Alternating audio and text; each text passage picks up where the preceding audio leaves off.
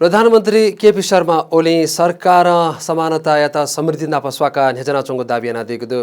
Nepal communist party संस्थापक मुछान्जे Pushpalal श्रेष्ठया P निकोगु Lumanti दिया बोले छगु विज्ञप्ति पिथसे प्रधानमंत्री ओली सरकार समृद्धि लागि मेहनत याना चोंगो तक धयादिला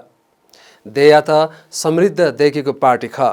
पार्टी या त बल्लाकुसे देया त समृद्ध हो नागरिक या त सुखी देखे त थो इले छिपी छदी छप्प जुया नेज्या त हथ्या जुइदंगला